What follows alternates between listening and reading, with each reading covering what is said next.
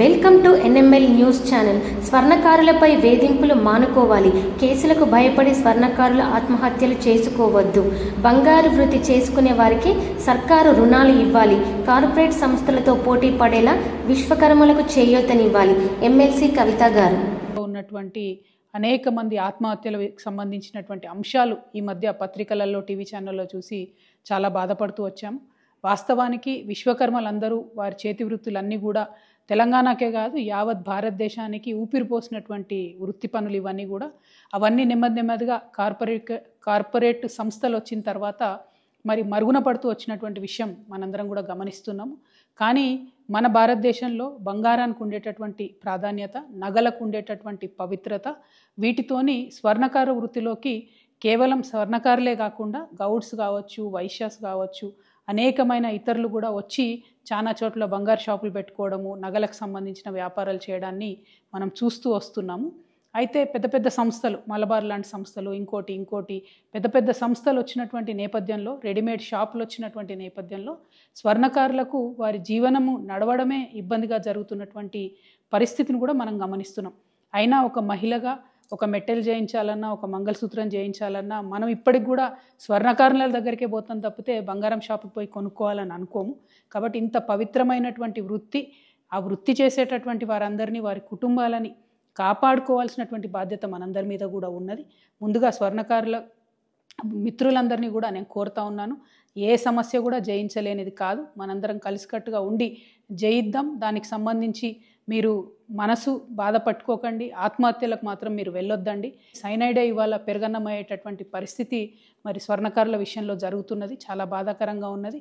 మీ అందరినీ నేను రిక్వెస్ట్ చేస్తూ ఉన్నాను. నేను ఎంపీగా ఉన్నప్పుడు మా నిజామాబాద్ జిల్లాలో ఈ యాక్ట్ 411 ఏదైతే ఉందో అది పెట్టకుండా దొంగ బంగారం కేసులో ఈ స్వర్ణకార వృత్తులు చేసేటటువంటి వాళ్ళను పోలీసులు ఇబ్బంది పెట్టకుండా నా వంతు ప్రయత్నం నేను ఆనాడు చేయడం జరిగింది. కానీ ఇవాళ ఇది రాష్ట్ర వ్యాప్తంగా చాలా పెద్ద ఎత్తున జరుగుతున్నది. ఈవెన్ ఏపీ, తెలంగాణ రెండు రాష్ట్రాల్లో కూడా చాలా పెద్ద ఎత్తున ఈ సమస్య ఉన్నది.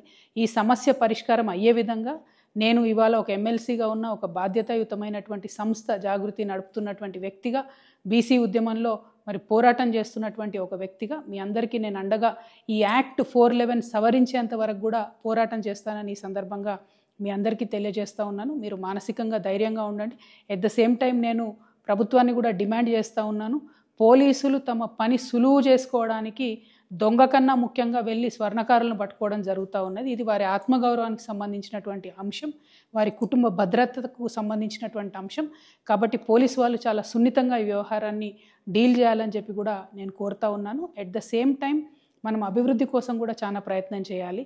కాంగ్రెస్ పార్టీ కామారెడ్డి డిక్లరేషన్లో వృత్తి పనిదారులందరికీ కూడా ప్రతి జిల్లా హెడ్ క్వార్టర్లో 5 ఎకరాల స్థలం ఇచ్చి షాపింగ్ మాల్స్ కట్టిస్తామని చెప్పడం జరిగింది. అట్లానే పర్టికులర్లీ స్వర్ణకారులకు సంబంధించి అనేకమైన స్కీమ్స్ ఇస్తామని చెప్పడం జరిగింది. ఆ స్కీమ్స్ అమల్లోకి తీసుకొచ్చినట్టయితే మన స్వర్ణకారుల బిడ్డలు కూడా కార్పొరేట్ సంస్థలకు తీసిపోని విధంగా ధీటుగా మంచి బ్రాండ్స్ని కూడా నిర్మించేటటువంటి సత్తా ఉన్నవాళ్ళు, సెంటిమెంటలీ మాకు మహిళలందరికీ స్వర్ణకారులే కావాలి కాబట్టి స్వర్ణకారులు చేసే వృత్తిలో ప్రభుత్వం తోడ్పాటు అందించాలని చెప్పి ఈ సందర్భంగా నేను డిమాండ్ చేస్తూ ఉన్నాను. ఎట్ ద సేమ్ టైం ఈ యాక్ట్ 411ని ప్రభుత్వం యొక్క తోడ్పాటుని రెండింటిని సాధించే వరకు కూడా నేను మీతో పోరాటం చేస్తానని మీ సోదరిగా మీ అందరికి కూడా మనవి చేస్తున్నాను. స్వర్ణకార మిత్రులందరికీ కూడా నేను ప్రత్యేకంగా మళ్ళీ మీ సోదరిగా మీకు దండం పెట్టి నేను చెప్తా ఉన్నాను, ఎట్టి పరిస్థితుల్లో ఆత్మహత్య అనేటటువంటిది పరిష్కారం కాదు.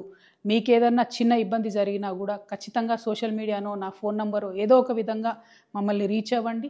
పోలీసుల విషయమైనా ఇంకోటైనా తప్పకుండా మీకు అండగా మేము నిలబడతామని చెప్పి తెలియజేస్తూ ఉన్నాను.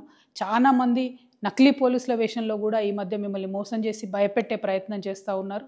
అటువంటి ట్రిక్స్కి పడిపోకుండా దయచేసి ఇమీడియట్గా పోలీసులకు కంప్లైంట్ చేయండి, లేకపోతే దగ్గర ఉన్నటువంటి నాయకులను అప్రోచ్ అవ్వండి. అల్టిమేట్గా ముందు మనం బతికుంటేనే పోరాటం చేయగలుగుతాం, ముందు మనం బతికుంటేనే మన బిడ్డలకు మంచి భవిష్యత్తు ఇవ్వగలుగుతాం. కాబట్టి ఆత్మహత్య వైపుగా వెళ్ళవద్దని చెప్పి స్వర్ణకార మిత్రులందరినీ కూడా నేను ప్రార్థన చేస్తాను. Thank you. జై తెలంగాణ.